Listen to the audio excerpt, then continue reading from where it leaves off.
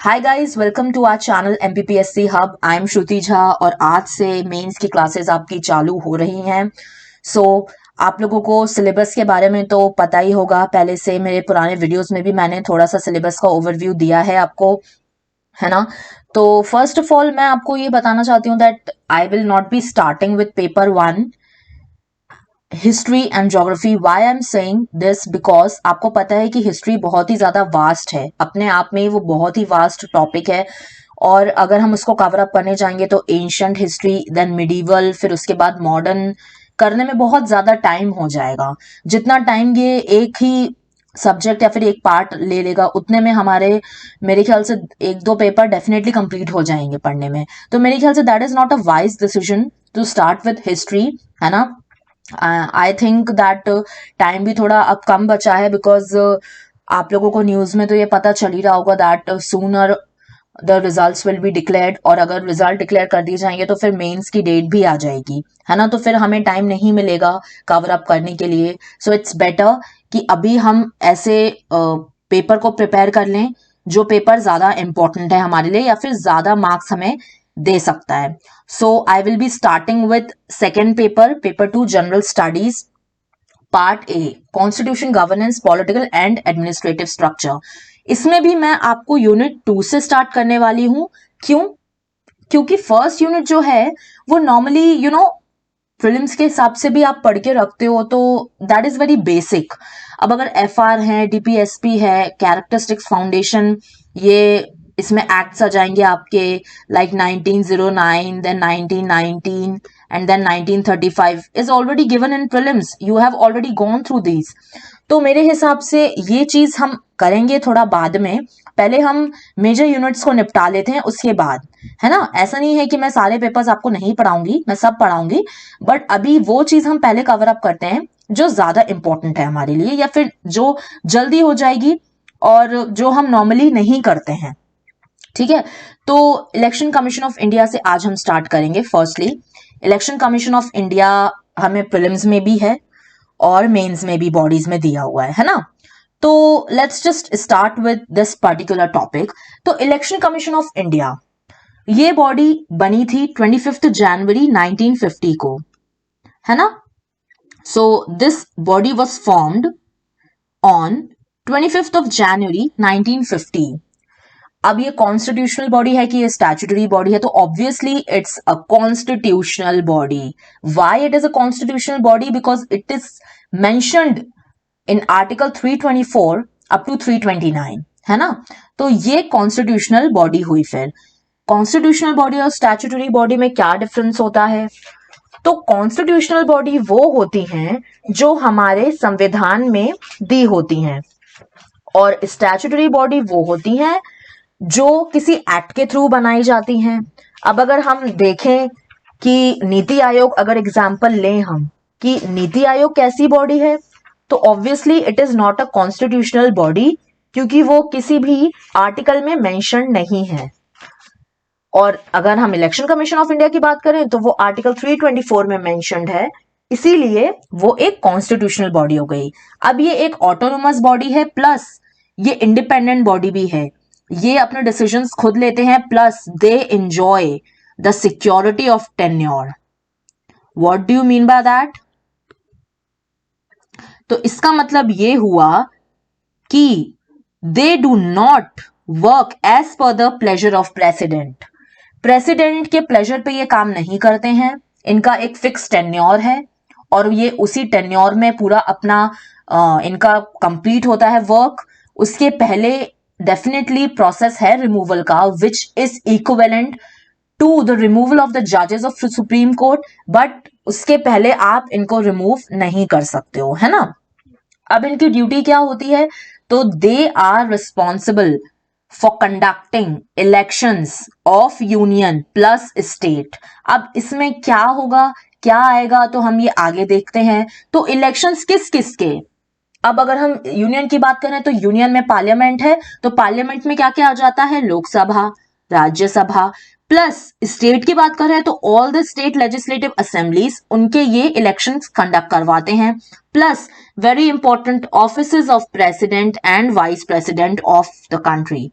तो इनके elections conduct करवाना इलेक्शन कमीशन का सबसे मेन काम होता है। Election commission of India conducts the election of Lok Sabha, Rajya Sabha, or you can say Parliament of India, plus state legislative assemblies, plus the offices of President and Vice President in the country. अच्छा, इसमें एक question आता है जिसमें बच्चों को confusion होता है कि जो अर्बन लोकल बॉडीज हैं लाइक पंचायत, म्युनिसिपैलिटीज, उनका इलेक्शन ये करवाते हैं या फिर नहीं करवाते हैं। तो उनका इलेक्शन ये नहीं करवाते हैं, उनका इलेक्शन स्टेट इलेक्शन कमीशन करवाते हैं, है ना। तो ये क्वेश्चन थोड़ा सा कंफ्यूजिंग होता है और ये एमसीक्यूज में पूछा जाता है।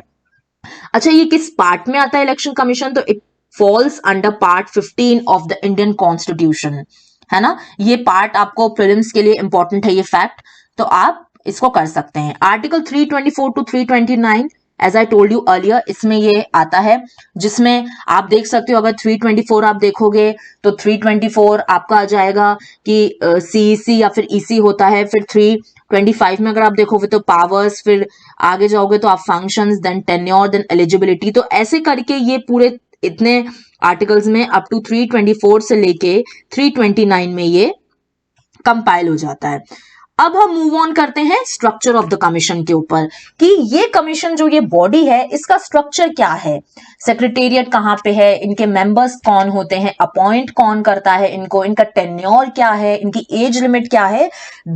All these points comprise the structure of the commission. तो सबसे पहले इसको हम प्रीलिम्स के पॉइंट ऑफ व्यू से ये ज्यादा इंपॉर्टेंट है, तो इसको हम फटाफट एक लाइन में पढ़ लेंगे। तो पहला आता है commission consist one CEC that is chief election commissioner. Chief election commissioner plus EC अगर हम बोलेंगे तो ईसी हो जाएगा इलेक्शन कमिश्नर। अच्छा, इसमें ये क्वेश्चन है कि क्या हमेशा से ये स्ट्रक्चर था इलेक्शन कमीशन ऑफ इंडिया का? तो no. When this body was formed in 1950, there was only a single election commissioner. Okay, but later on, people felt that कि burden जो है वो एक इलेक्शन कमिश्नर के ऊपर बहुत ज्यादा हो जाता है और काम जो वर्कलोड है वो बहुत ज्यादा है। So 16 अक्टूबर 1989 को ये डिसाइड किया गया कि प्रेसिडेंट 2 इलेक्शन कमिश्नर्स को और अपॉइंट करेंगे और ये मल्टीपल मेंबर बॉडी हो जाएगी इलेक्शन कमीशन। तो अब कितने मेंबर हो गए? 3 मेंबर्स। इसके अलावा भी अगर प्रेसिडेंट को फील होता है कि वर्कलोड और ज्यादा बढ़ रहा है और ये 3 लोगों के ऊपर काम बहुत ज्यादा हो रहा है तो वो और भी इलेक्शन कमिश्नर्स को अपॉइंट कर सकते हैं, है ना। तो चीफ इलेक्शन कमिश्नर जो होते हैं वो चेयरमैन होते हैं और इनको जब ईसी या फिर इलेक्शन कमिश्नर को रिमूव करना होता है तो चीफ इलेक्शन कमिश्नर से पूछ के ही इनको रिमूव किया जा सकता है ना। अब इसका सेक्रेटेरिएट दिल्ली में है। अब स्टेट लेवल की अगर हम बात करें, state level election commissioner is helped bye CEO. तो स्टेट लेवल पे जो इलेक्शन कमीशन है वो इलेक्शन कमीशन जो यूनियन वाली है वो चीफ इलेक्टोरल ऑफिसर को अपॉइंट करती है।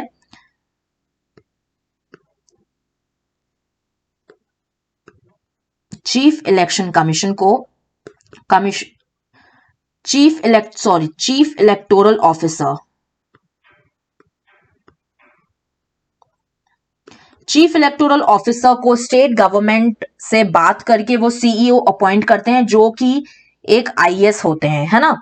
अब दूसरे पॉइंट पे मूव करते हैं। The president appoints CEC and EC. तो अपॉइंट कौन करता है इनको? तो प्रेसिडेंट इनको अपॉइंट करते हैं। This is very important point, है ना। ये आपको पता होना चाहिए कि सीईसी और ईसी को अपॉइंट कौन करता है? तो प्रेसिडेंट अपॉइंट करते हैं। ये इलेक्शन कमीशन को लेके इस बार प्रीलिम्स में भी क्वेश्चन आया था, you guys must be knowing, है ना। टेन्योर वगैरह को लेके थोड़ा सा क्वेश्चन था वो, रेजिग्नेशन को लेके। They have a fixed tenure of 6 years। तो टेन्योर की अब हम बात कर रहे हैं तो टेन्योर होता है इनका 6 years का और 65 years, which ever is earlier. जो भी पहले हो जाएगा तो वो ही इनका फिक्स हो जाता है टेन्योर, है ना। 6 years या फिर 65 years, जो भी पहले। अब CEC can be removed only after a process of removal by parliament. मैंने आपको बताया था कि इनको रिमूव करना आसान नहीं है, एक प्रोसेस, एक पर्टिकुलर प्रोसेस इनको फॉलो करनी पड़ती है इनको रिमूवल के लिए। That's why they enjoy security of tenure. अब will move on to functions of election commission, जो कि सबसे ज्यादा इंपॉर्टेंट है। ये डेफिनेटली आपको 5 मार्क्स में पूछ सकते हैं, है ना। अगर 11 मार्क्स में पूछेंगे तो वो फिर इलेक्शन कमीशन ऑफ इंडिया का सब कुछ पूछेंगे, कि अगर स्ट्रक्चर भी पूछेंगे, फिर उनके फंक्शंस पूछेंगे, फिर लिटरली आपको थोड़ा सा और एक्सप्लेनेशन भी देना पड़ेगा, या फिर थोड़ा ट्रिकी क्वेश्चंस भी आ जाते हैं, थोड़ा घुमा देते हैं क्वेश्चंस को, है ना, इलेक्शन कमीशन ऑफ इंडिया से। तो फंक्शन में अब हम बात करते हैं, तो सबसे पहले तो आपने फंक्शन जो हमने पहले देखा कि कंट्रोल करते हैं ये इलेक्शन को, किस किस के, तो इंडियन पार्लियामेंट के भी करते हैं और स्टेट लेजिस्लेटिव असेंबली के करते हैं, plus offices of president and vice president of India. Election का शेड्यूल क्या होगा, इलेक्शन कब होगा और टाइम पे इलेक्शन होगा, वो इनका काम होता है करवाना, है ना। Electoral roll, issues, electronic photo identity card जो हमको मिलता है वो ये इशू करके देते हैं, election of commission of India का ही ये काम होता है। प्लस पोलिंग स्टेशंस कहाँ पे होंगे, उनकी लोकेशन क्या होगी, कितने पोलिंग स्टेशंस बूथ होंगे, वो भी ये डिसाइड करते हैं। प्लस किसी भी पार्टी को रिकॉग्निशन देना, किस पार्टी का क्या सिंबल होगा और कौन सी पार्टी इलेक्शन में लड़ सकती है, वो भी ये डिसाइड करते हैं और रिकॉग्निशन प्रोवाइड करते हैं। Model code of conduct, MCC, they issues model code of conduct. अच्छा, मॉडल कोड ऑफ कंडक्ट क्या होता है, तो model code of conduct is basically a set of guidelines for the political parties and candidates to be follow during the election tenure. जब election हो रहा है या फिर इलेक्शन होने वाले हैं, तो उस टाइम पे किस तरह का बिहेवियर एक पॉलिटिकल पार्टी और कैंडिडेट को फॉलो करना चाहिए, वो मॉडल कोड ऑफ कंडक्ट में दिया जाता है। और ये कौन प्रोवाइड करता है, तो election commission of India, ECI provide करता है। अब ये लिमिट भी सेट कर देते हैं कैंपेन एंड एक्सपेंडिचर की, कि पर कैंडिडेट कितना एक पॉलिटिकल पार्टी स्पेंड कर सकती है, वो लिमिट भी ये सेट कर देते हैं। अब हम आते हैं इंपॉर्टेंस के ऊपर, कि भैया ईसीआई की इंपॉर्टेंस क्या है इंडिया में, या फिर इंडियन कॉन्स्टिट्यूशन में ईसीआई को जगह क्यों दी गई, why it is so important. तो एज यू कैन सी, वैसे तो हम बता ही सकते हैं कि वो इलेक्शन कंडक्ट करवाते हैं, एक ट्रांसपेरेंसी मेंटेन करते हैं, एक बहुत बड़ी रिस्पॉन्सिबिलिटी होती है। इतनी बड़ी कंट्री में, we are a population of 130 crore plus, तो इतनी बड़ी कंट्री में हर टाइम पे इलेक्शंस करवाना, और टाइम टू टाइम हर स्टेट के अलग अलग टाइम पे इलेक्शंस फॉल होते हैं, तो उस टाइम पे करवाना आसान बात नहीं है, और ये इनका काम होता है। They play an active role to ensure greater participation of people, है ना। अवेयरनेस फैलाई जाती है रिगार्डिंग द वोटिंग, जो यूनिवर्सल एडल्ट सफरेज जो होता है, कि आपको राइट है वोटिंग का, if you are 18 years and above, तो डेफिनेटली आपको वोट देना चाहिए, because you have to participate in the democracy of your country. तो ये अवेयरनेस फैलाना भी इनका काम होता है। Plus they uphold the values enshrined in constitution. What values, equality, equity, impartiality and independence, है ना। इलेक्शन कंडक्ट करवाते हैं ये इंडिपेंडेंटली, इन पर कोई भी किसी तरह का प्रेशर नहीं होता है, ये खुद से ही हर एक ट्रांसपेरेंसी मेंटेन करने की कोशिश करते हैं। Plus it conduct election with the highest standard of credibility, freeness, fairness, transparency, integrity and accountability.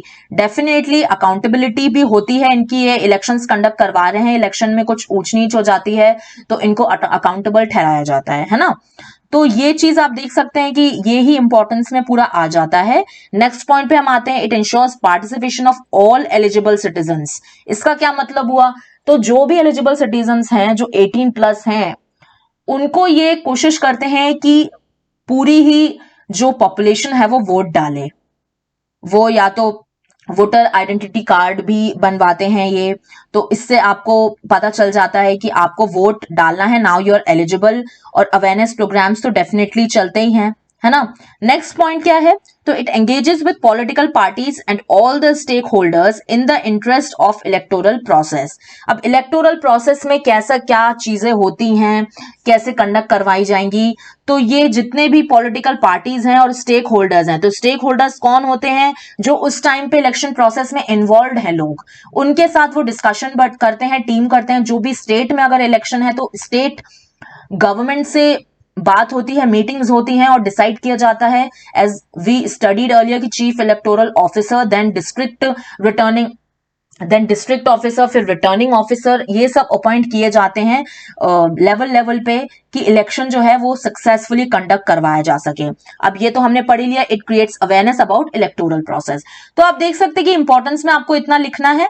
अगर 5 मार्क्स का क्वेश्चन है तो आप 5 पॉइंट्स लिख सकते हैं, 6 पॉइंट्स भी लिखेंगे तो that is a good thing.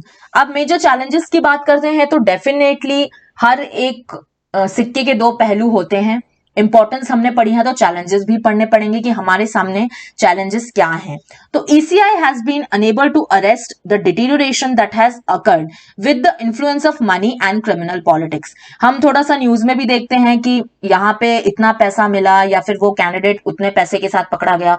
तो ये थोड़ा सा एक मेजर चैलेंज है इंडिया में कि इस चीज को हमें थोड़ा सा टारगेट करना चाहिए कि जो मनी लॉन्ड्रिंग है वो इलेक्शन के टाइम बहुत ज्यादा हो जाती है ना। People use to just buy the voters with the help of money. So ये चीजें नहीं होनी चाहिए, इस चीज को हमें अरेस्ट करना चाहिए। Next point, there has been rampant abuse of power by the state government. ये भी एक चैलेंज है ECI के लिए कि जो पावर है स्टेट गवर्नमेंट यूज करती है अपनी एक एक्सेस लेवल पे, तो वो चीज को इलेक्शन कमीशन ऑफ इंडिया के लिए एक बहुत बड़ा चैलेंज है। क्योंकि अगर स्टेट गवर्नमेंट के इलेक्शंस होते हैं तो उस चीज में फिर थोड़ा सा प्रॉब्लम आने लगती है इस वजह से। Next point is ECI is not adequately equipped to regulate the political parties. अच्छा, ECI के पास रिसोर्सेज कम रहते हैं, वो एडिक्वेटली इक्विप्ड नहीं है जो वो रेगुलेट कर सकें पॉलिटिकल पार्टीज को। तो ये भी एक चैलेंज हो गया। हमें उन्हें wide amount of equipments provide करने चाहिए। लाइक अभी जो है जैसे वीवीपैट आ चुका है ना। वीवीपैट आया है, बहुत अच्छी चीज है। जो लास्ट वोट जो हुए थे, वो इलेक्शंस हुए थे, उसमें वीवीपैट का बहुत अच्छे से यूज किया गया था, है ना। तो ये सब चीजें थोड़ी सी हैं। प्लस डिजिटल सिग्नेचर्स भी इंक्लूड करे जा सकते हैं वोटर्स के, है ना। तो इस टाइप से आप चीजें कंडक्ट करवा सकते हैं उनको। ये थोड़ा सा वेल इक्विप्ड करना पड़ेगा हमें अगर इलेक्शंस को और ज्यादा ट्रांसपेरेंट बनाना है। तो next point, election commission is becoming less and less independent of the executive. ठीक है, ये भी आप पॉइंट आप समझ सकते हैं कि थोड़ा सा इंडिपेंडेंट थोड़ा सा कम होते जा रहे हैं, उनके ऊपर मतलब प्रेशर आ जाता है। तो ऑब्वियसली उनको थोड़ा सा सबका देख के काम करना होता है, अपने डिस्क्रिप्शन पे वो थोड़ा सा उस जगह पे अफेक्ट हो जाते हैं। Next point is non transparency in election of CEC and other 2 commissioners. ठीक है, तो ये नॉन ट्रांसपेरेंसी मतलब जब CEC और इलेक्शन कमिश्नर्स जो अपॉइंट होते हैं तो उनके में ट्रांसपेरेंसी थोड़ी सी नहीं है। हो सकता है कि कोई अपने पहचान वाले को इलेक्शन कमीशन में बिठा दे या फिर कोई भी सपोर्ट एक पीछे से आ रहा हो, इनविजिबल हैंड टाइप्स, तो उस चीज में थोड़ी सी ट्रांसपेरेंसी की कमी है। Then next is there have been allegations of EVMs malfunctioning, getting hacked and not registering votes which corrodes general masses trust from the institution। इसका क्या मतलब होगा? तो EVM इलेक्ट्रॉनिक वोटिंग मशीन आपको पता है जो इलेक्शंस में यूज होती हैं, है ना। तो उसको जो है उसकी माल फंक्शनिंग का बहुत आता है कि उसमें कुछ ऐसे क्रिएट कर दी जाती है प्रॉब्लम, या फिर उसको हैक कर लिया जाता है। वोट्स जो है वो किसी एक पर्टिकुलर कैंडिडेट की तरफ बढ़ा दिए जाते हैं और वोट्स बहुत सारे रजिस्टर नहीं होते हैं। तो इससे क्या होता है, इससे जो वोटर है जो बहुत ही ज्यादा एक एक्साइटमेंट की वजह से वो वोट देने आए हैं, they are very happy that they are participating in the democracy of the country, तो उनका इस इंस्टीट्यूशन के ऊपर से फिर विश्वास उठने लगता है। क्योंकि जब वो देखते हैं कि इस तरह से चीजें हो रही हैं तो उनको लगता है कि हम वोट देके भी क्या कर लेंगे। तो ये सब चीजें नहीं होनी चाहिए। तो ये हमारा टॉपिक था आज का। तो अब मैं आपको बता देती हूँ प्रीवियस ईयर से इसमें इस पर्टिकुलर टॉपिक में से क्वेश्चंस कैसे आए हैं। तो इसमें एक तो 3 मार्कर्स में आप देखोगे कि क्वेश्चन आया है what do you mean by universal adult franchise. तो ये मैंने आपको बताया, it is nothing but right to vote if you are above 18 years. Then next question आया है कि what is model code of conduct, MCC भी मैं आपको बता चुकी हूँ, ये भी 3 मार्क्स में आया हुआ है क्वेश्चन, है ना। फिर एक क्वेश्चन आपका है 15 मार्क्स में जो आया है वो है right short note on need and measures and challenges of electoral reforms. तो इलेक्टोरल रिफॉर्म्स भी इसी से रिलेटेड है, इसी टॉपिक से रिलेटेड हो जाएगा, तो वो क्वेश्चन भी आया हुआ है। तो this is very important topic और क्वेश्चन इससे आते हैं 6 मार्क्स में। इलेक्शन कमीशन क्वेश्चन आया है कि election commission is impartial and independent institution, explain. तो ये आप देख सकते हैं, ये क्वेश्चन आपको कहीं नहीं मिलेगा। अगर आप इलेक्शन कमीशन ऑफ इंडिया पढ़ रहे हैं तो ये क्वेश्चन आपको कहीं भी नहीं मिलेगा इस टाइप का। तो ये चीजें आपको खुद ही अपने आप से मतलब समझनी पड़ेंगी और अपनी ही समझ से ये आंसर्स आपको लिखने पड़ेंगे। तो I would say that this is it for today's video and please do like if you just understood whatever I taught you in this video, and please subscribe to our channel। और आगे भी मैं आपको इस ही topic को आगे continue करूंगी। Next I think जो बॉडी है हमारी उसको हम कवर करेंगे। सो थैंक यू, जय हिंद, जय भारत।